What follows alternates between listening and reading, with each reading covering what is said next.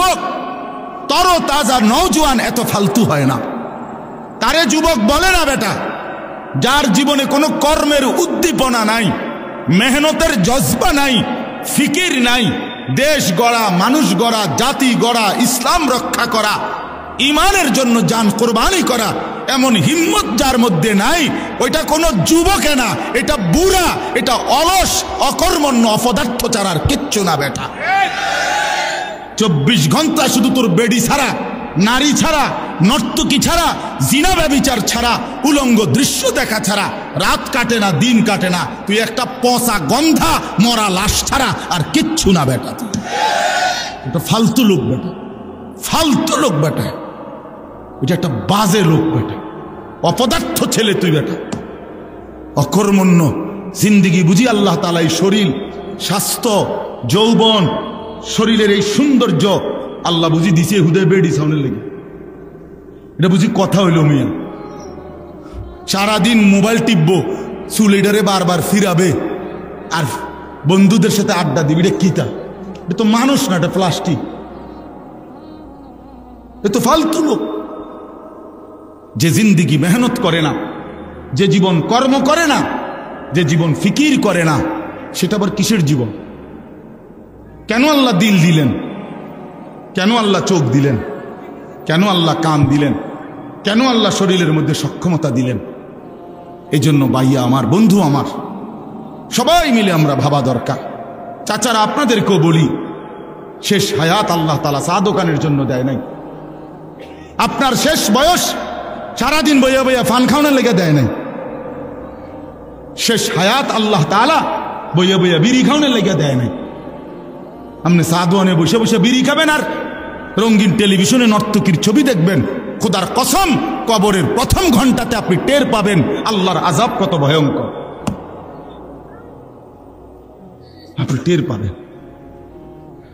হ্যাঁ হ্যাঁ, আপনি তো মস্কারি মনে করেন না। সুপারিশ, এটা মামুর বাড়ি না। হাউজে কাউসারের পানি, এটি দোকানের পানির বোতল না, এইটা পানির বোতল না, বহুত দামি, বহুত দামি নিয়ামত। হ্যাঁ, হাউজে কাউসারের পানি এই পানির বোতল নাকি? তো আপনি এটা আপনি কইলেই তো দিয়ে লাগবো। এইটাও তো এমনি দেয় না, এটাও তো কিনুন লাগে 15 টাকা দিয়ে। আর হাউজে কাউসারের এই দামি পানি রাসূলুল্লাহ সাল্লাল্লাহু আলাইহি সাল্লাম এমনি এমনি দিয়ে দিবে। আপনি বিড়ি খাইতে খাইতে হাউজে কাউসারের পানি খাই নেবেন।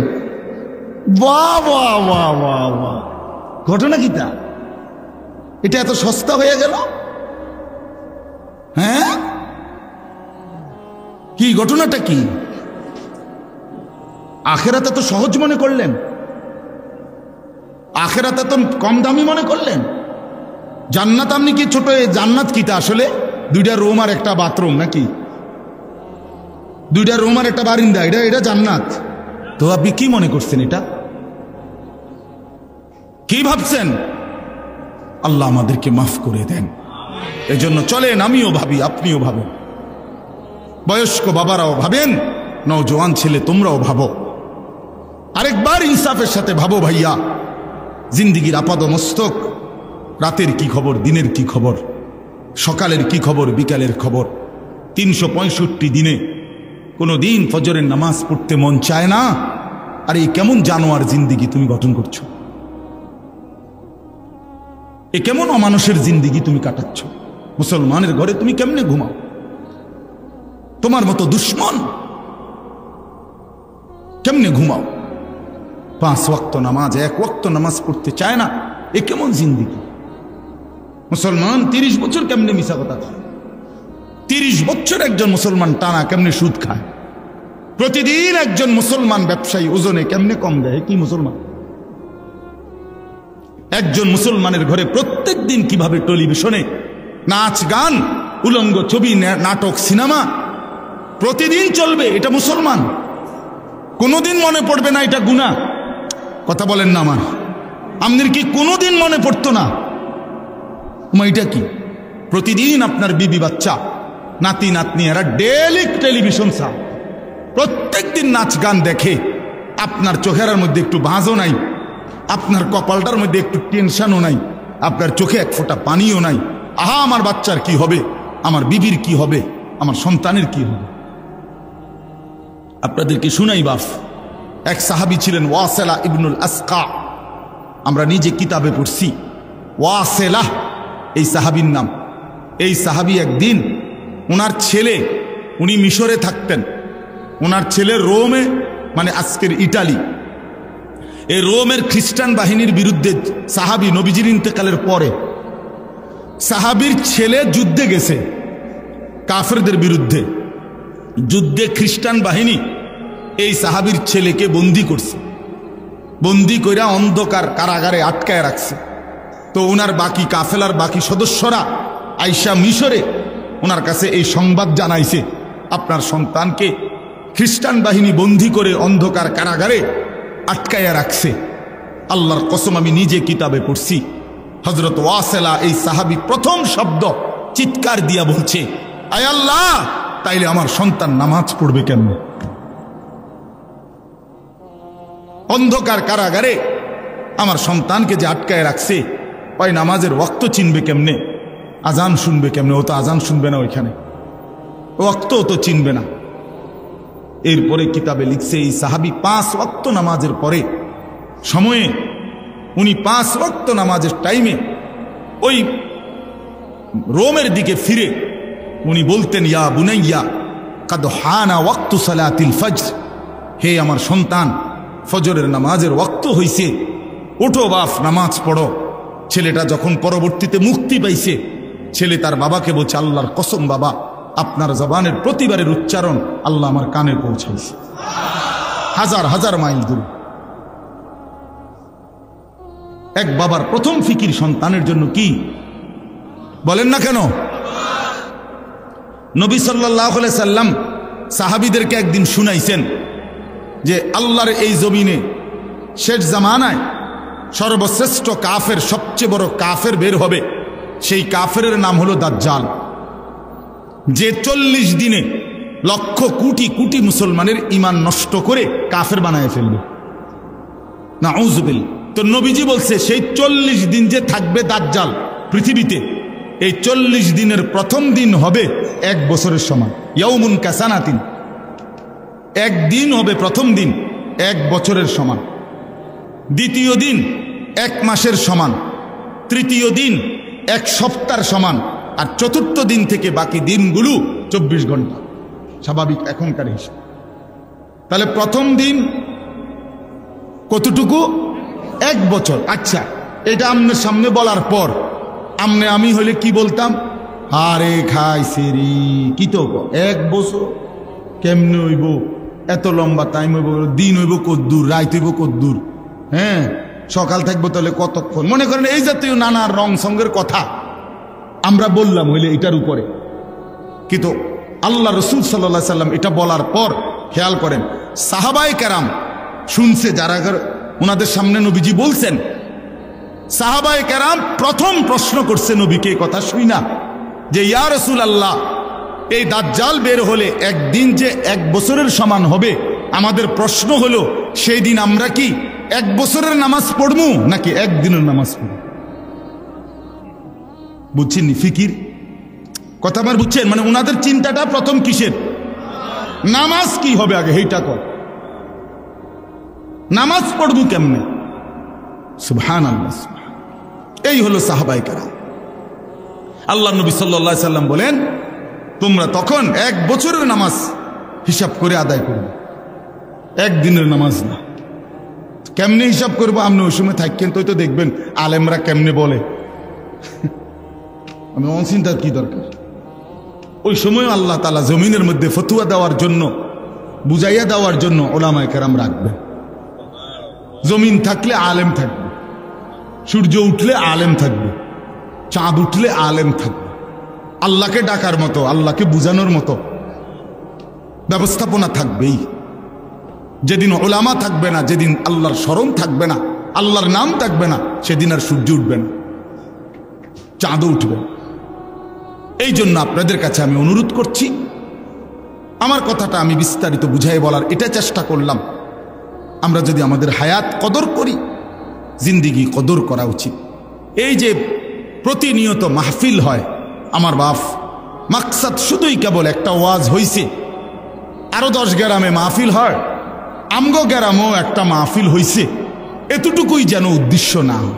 বরং চলেন পরিবর্তনের নিয়তে আল্লাহর কথা শুনি, বলেন ইনশাআল্লাহ। এই কথার থেকেই আমি শুরু করছিলাম। অর্থাৎ কি শুনতে হয়?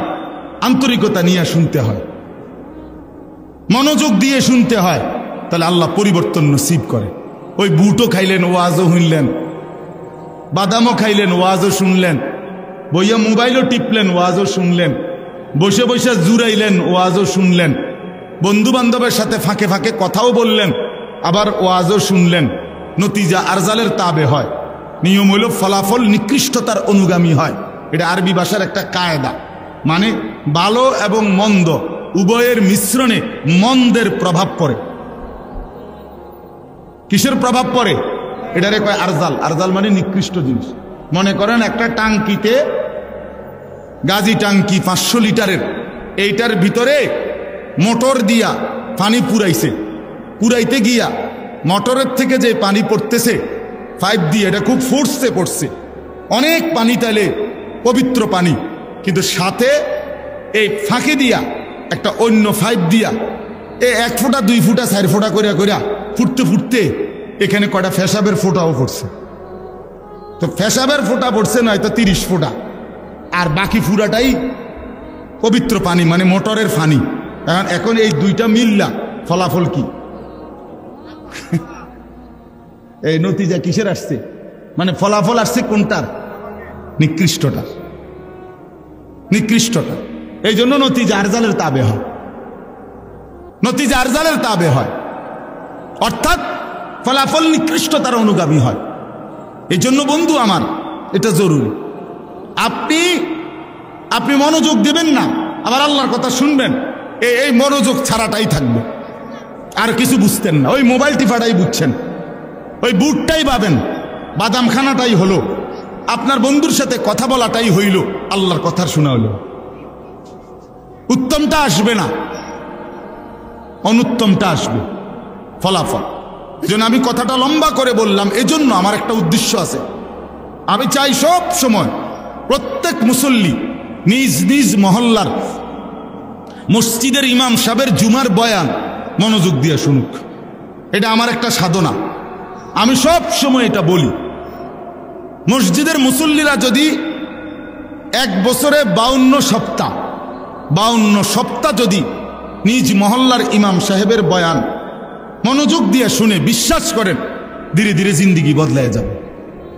এতদিন শোনার পরও আপনার কোনো লড়াচড়া হয় না, আপনি কিতা শুনলেন?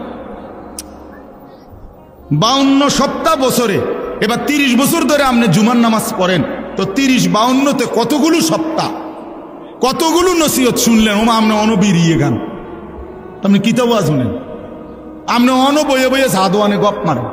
এখনো আপনি আগ করলে গালির লগে মাটির তলে সাপ উঠতে দেন, এমন নিকৃষ্ট গালি দেন।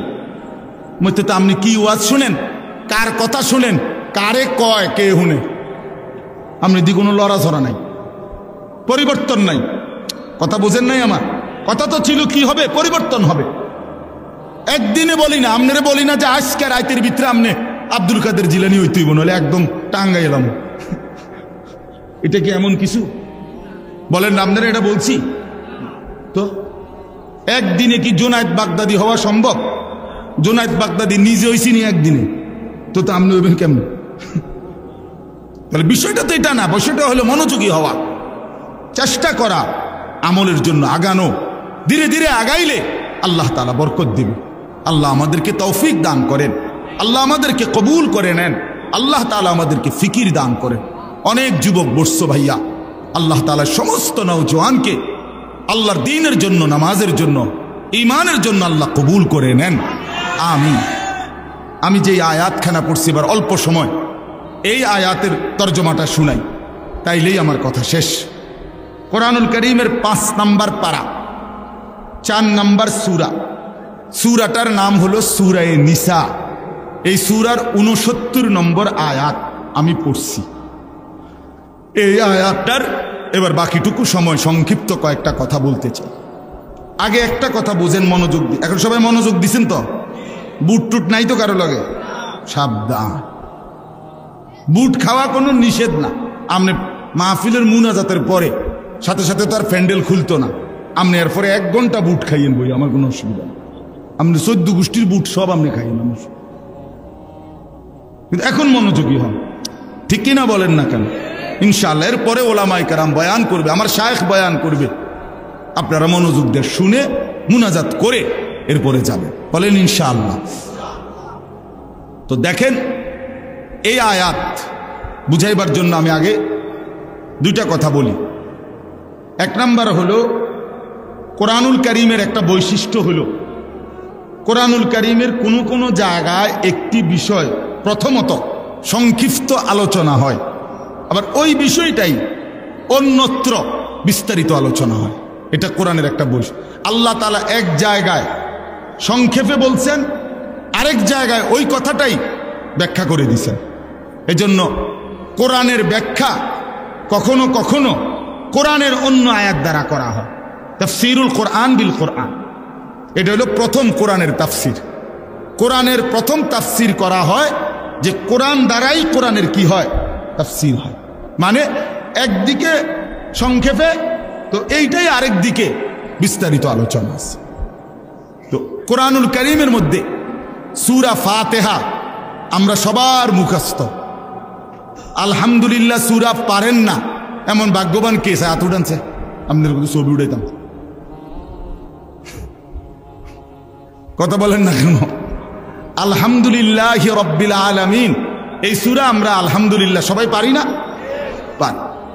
আচ্ছা, এই সূরাটা আমরা এইভাবে পারি কেন? সবাই পারি কেন? আমরা এত বেশিবার পড়ি কেন? আল্লাহ তাআলা সেই ফজরের নামাজ থেকে নিয়ে আসা পর্যন্ত ফরজেও, সুন্নতেও, নফলের মধ্যেও, ওয়াজিবের মধ্যেও, এছাড়াও যত নামাজ, তাহাজ্জুদ, আউয়াবিন, ইশরাক, চাশ, সমস্ত নামাজের মধ্যে আল্লাহ তাআলা সূরা ফাতিহাকে এভাবে প্রত্যেক রাকাতে অংশগ্রহণ অন্তর্ভুক্ত করাইলেন কেন? কারণ হলো, কথাটা খেয়াল করেন, এক মানুষের জীবনে, এই যে আমরা মানুষ, আমাদের জীবনের সবচেয়ে বেশি প্রয়োজন কি? সবচেয়ে বেশি প্রয়োজন হলো ভাতের থালা, নাকি? জি না, সবচেয়ে বেশি প্রয়োজন মানুষের হলো হেদায়েত। কি বলেন? বলেন। অর্থাৎ আমি আমার মন মতো চলবো না, আমারে আল্লাহ তাআলা যেন একটি সুনির্দিষ্ট পথ, দিক নির্দেশনা দেখাইয়া দেয়, আমি সেই পথে, সেই নির্দেশনা মেনে আমি চলবো, বিনিময়ে জান্নাতি হব। এইটা যদি মিলে যায়, আচ্ছা আপনারা আরো সহজে বুঝবেন। ইদানিং কালে, বর্তমান জামানায় মানুষ যখন নতুন কোনো জায়গায় আপনার যায়, তখন ওই বলে, ওরে যার জায়গা যাইতেছি লোকেশন পাঠান, তখন ওই বড় মোবাইলের মধ্যে কি পাঠায়? লোকেশন পাঠায়, রাস্তার লোকেশন দেয়, দিলে ওইটা এনে সেট করে দিলে, এবার এইটা ড্রাইভার তার এই যে স্টিয়ারিং চালায় যেটা, এটা সামনে যদি রাখে, ওই লোকেশনটা একদম ও এইটাই ডান বাম বলতে বলতে একেবারে ওই ঘরের সামনে নিয়ে দাঁড় করে দেবে।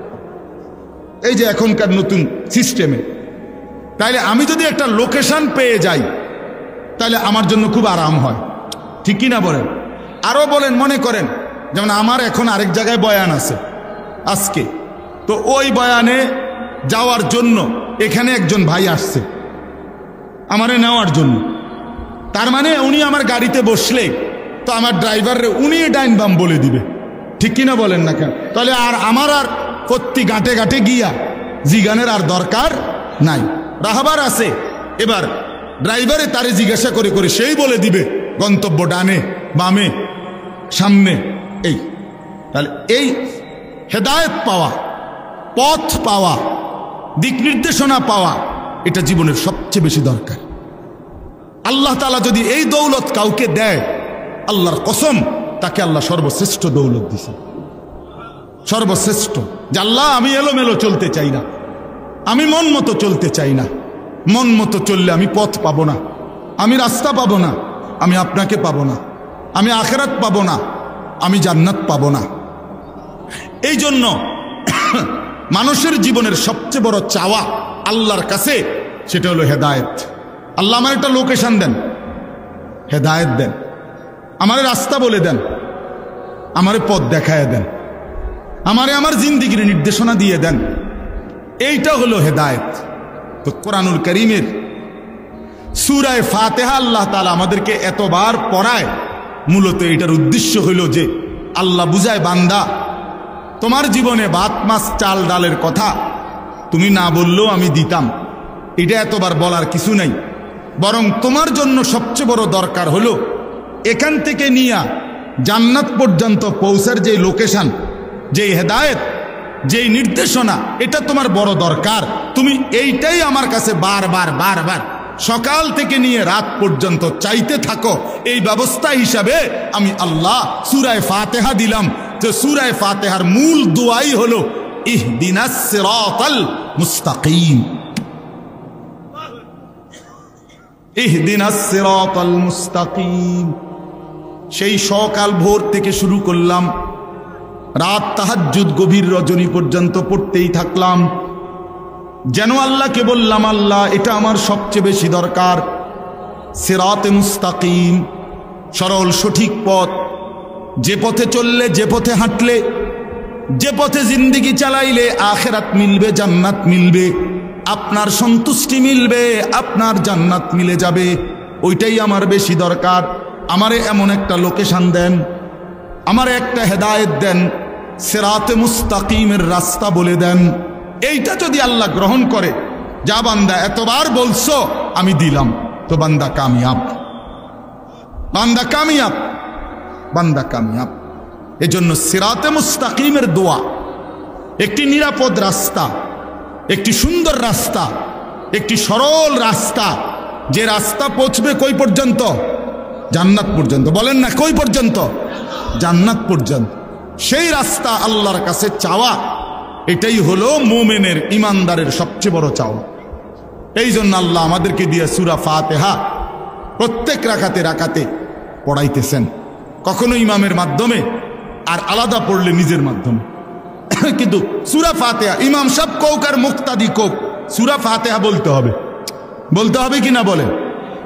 আচ্ছা, এখন আসেন ইহদিনাস সিরাতাল মুস্তাকিম। আমি আল্লাহর কাছে বললাম আমার সবচেয়ে বেশি দরকার আল্লাহ হেদায়েত, জান্নাতের রাস্তা, আমার এখান থেকে নিয়ে ওই পর্যন্ত।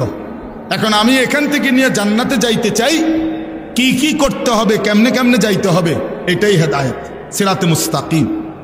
এখন মনে করেন এই দোয়াটা আল্লাহ কবুল করলো, করে আপনারে কোরআন শরীফের একটা বাংলা তরজমা, অনুবাদ, বুখারী শরীফ, মুসলিম শরীফ, তিরমিজি শরীফ, নাসাই শরীফ, আবু দাউদ শরীফ, ইবনে মাজাহ, মানে 6টি বিশুদ্ধ হাদিসের কিতাব, এগুলোর বাংলা অনুবাদ, বাংলা তরজমা আপনার কাছে কিন্না আমি আপনার জন্য আইনা এই 6টি হাদিসের কিতাব আর কোরআন শরীফের বাংলা তরজমা আপনার হাতে তুলে দিল, দিয়া বললাম ভাই এটির ভিতরেই হেদায়েত আছে, আমনে খুঁজলাম,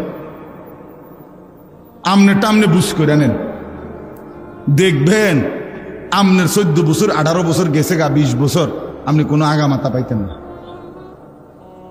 আপনি নিজে নিজে খুঁজা সবটা আপনি মিলাইতে পারতেন না, তো তাইলে আমার সিরাতে মুস্তাকিম মিলবে কিভাবে, আমার জান্নাতের রাস্তা কিভাবে মিলবে? তখন যেন কথা খেয়াল করেন, পরের আয়াত সিরাতাল্লাযীনা আনআমতা আলাইহিম, এর পরের আয়াত এটা কিনা, অর্থ হইল আল্লাহ সিরাতে মুস্তাকিম মানে সরল রাস্তা, হেদায়েত আপনি তো আমারে দিবেন, তবে আমারে আমার হাতে দিয়ে দিল হইতো না যে তুমি এডির থেকে টকায় খুঁজা নাও, তাইলে আমি পারতাম না। বরং আপনি আমার আগে যাদেরকে সিরাতে মুস্তাকিম দিছেন, এমন নেককার, এমন নেয়ামত প্রাপ্ত বান্দা আপনার যারা, এমন কাউরে আমারে মিলাইয়া দেন,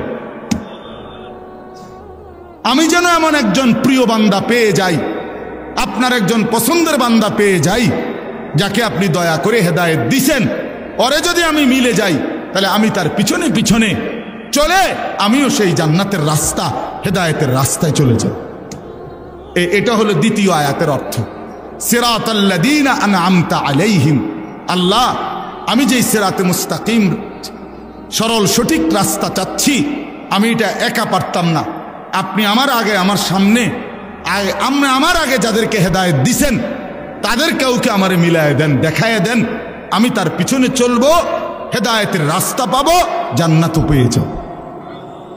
আচ্ছা, এখন ওই যে বললাম সিরাতাল্লাযীনা আনআমতা আলাইহিম, আল্লাহর কাছে আমি বললাম, আল্লাহ আপনার নিয়ামত প্রাপ্ত বান্দাদের রাস্তা আমারে দেখায়া দেন, আমারে মিলায়া দেন। তো এই আয়াতে আইসা আল্লাহ তাআলা এই সূরা নিসার 69 নম্বর আয়াতে আল্লাহ তাআলা পরিষ্কার বলে দিছেন, শোনো আমার নিয়ামত প্রাপ্ত বান্দা হলো 4 শ্রেণী। কয় শ্রেণী? 1 মিনান নাবিয়িন, সমস্ত নবীগণ। 2 অস-সিদ্দিকিন, সমস্ত নবীদের পরে উম্মতের মধ্যে সর্বশ্রেষ্ঠ ইমানদার যে, তারে বলে সিদ্দিক, যেমন আবু বকর সিদ্দিক। এজন্য মনে করেন ওই আদম আলাইহিস সালাম থেকে নিয়ে আমাদের নবী পর্যন্ত লাইন ধরছে, এরপরে উম্মতের লাইন, এরপরে নবীজির পিছনে উম্মতের প্রথম যে ব্যক্তি লাইনে দাঁড়াবে তিনি আবু বকর সিদ্দিক রাদিয়াল্লাহু তাআলা আনহু। এই সিদ্দিক মুহাদ্দিসিনে কেরাম, মুফাসসিরিনে কেরাম অনেকে বলেন সমস্ত সাহাবায়ে কেরাম সিদ্দিক। আল্লাহ তাআলা নবীদের পরে উনাদেরকে সবচেয়ে মর্যাদাবান করেছেন। তো আল্লাহ বলেন সমস্ত নবীগণ আমার নিয়ামত প্রাপ্ত বান্দা, সমস্ত সিদ্দিক যারা নবীদের পরে উম্মতের মধ্যে সর্বশ্রেষ্ঠ সিদ্দিক তাদেরকে বলে তারা আমার নিয়ামত প্রাপ্ত বান্দা।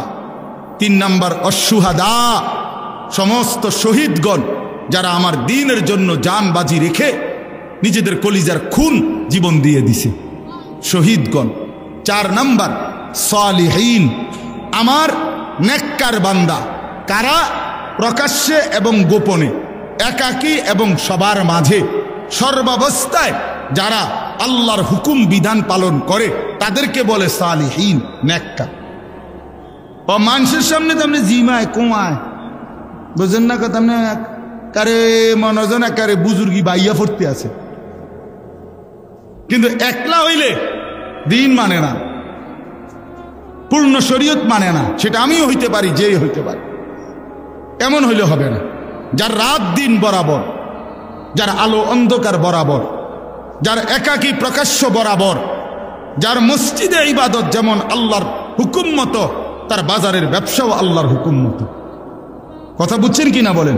সর্বাবস্থায় সব হালাতে আল্লাহর হুকুমের উপরে যে নির্ভর করে থাকে তারে বলে সালিহিন, নেককার, আল্লাহর প্রিয় বান্দা, আল্লাহ ওয়ালা।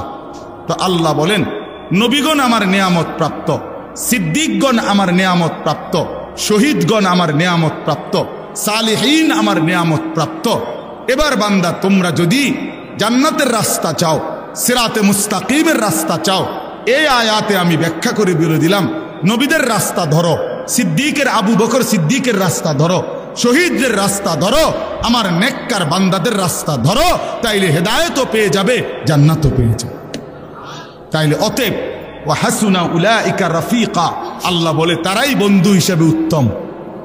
এবার ছেলেরা তোমাদেরকে বলি, বাবারা আপনাদেরকেও বলি, যেই কোনো মানুষের একটি সৃষ্টিগত অভ্যাস হইল মানুষ একাকী থাকে না।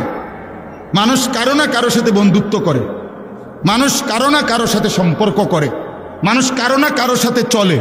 একলা মানুষের ভাল লাগে না, ঠিক কিনা বলেন না কেন? তাহলে যে কেউই যে কারো সাথে চলে, আল্লাহ তাআলা বলেন ওয়া হাসুনা উলাইকা রাফিকা, এই 4 শ্রেণী হলো উত্তম বন্ধু। আল্লাহ তাআলা বলেন অতএব সঙ্গী যদি বানাও তো তাদেরকে বানাবা নবীর পথে চলে যারা, সিদ্দিকের পথে চলে যারা, শহীদের রাস্তায় চলে যারা, সালেহীনদের রাস্তায় চলে যারা, তারাই হলো মূলত বন্ধু, তারাই হলো মূলত সঙ্গী। এজন্য যেই কোনো যুবক, বৃদ্ধ, নারী, পুরুষ, সে চলাফেরা, বন্ধুত্ব, অন্তরঙ্গতা, উঠা বসা আল্লাহর কসম করতে হবে তার সাথে, যার সাথে চললে ফিরলে আল্লাহর কথা মনে হয়, আখিরাতের কথা মনে হয়, নাজাতের কথা মনে হয়, জাহান্নামের ভয় আসে, জান্নাতের ফিকির আসে। হ্যাঁ, এটা হলো মূল গুরুত্বপূর্ণ বিষয়।